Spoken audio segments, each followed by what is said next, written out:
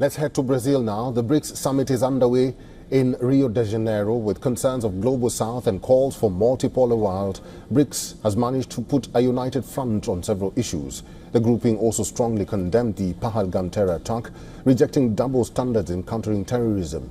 Indian Prime Minister Narendra Modi took the stage at the BRICS Summit, where he touched on issues ranging from terrorism to reforms in global multilateral institutions. He called terrorism the greatest threat facing humanity while rooting for greater representation for global south in multilateral institutions.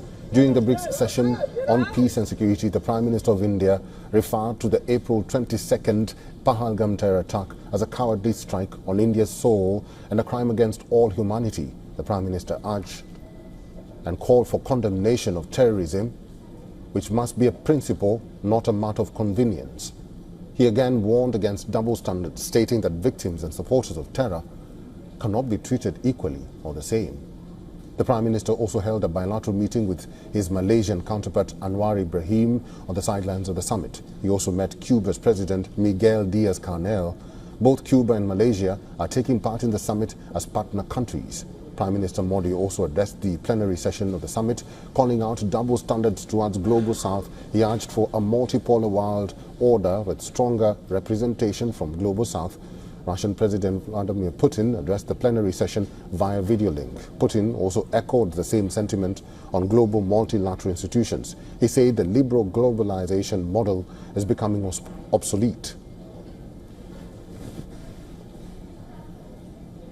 We all see that fundamental changes are taking place in the world. The unipolar system of international relations that served the interests of the so-called golden billion is becoming a thing of the past. It is being replaced by a more just, multipolar world. The process of changing the world's economic order continues to gain momentum.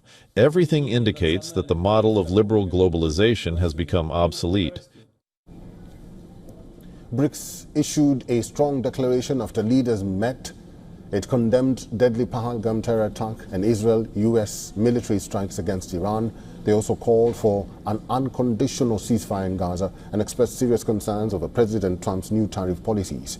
The leaders of the BRICS nations welcomed Indonesia as a member of the group, while 10 nations including Belarus, Bolivia, Kazakhstan, Nigeria, Malaysia, Thailand, Cuba, Vietnam, Uganda and Uzbekistan as partner countries. The BRICS nations collectively represent nearly half the world's population, over a third of global land area, and roughly a quarter of global economic output.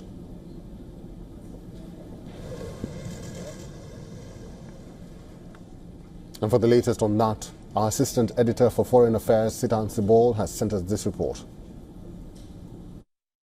Big diplomatic victory for India in the BRICS. The BRICS has condemned the Pahalgam terror attack.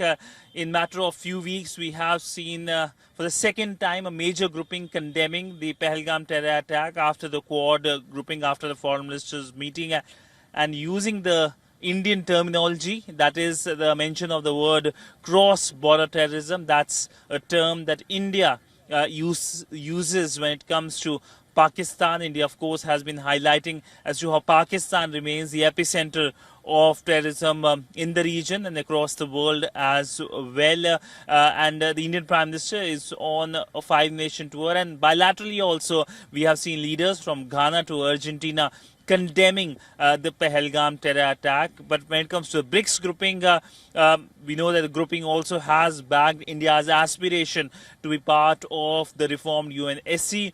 Also, we know that India will be hosting the next BRICS Summit here in India. And of course, this year's summit is important in terms of passing the baton, the chairmanship.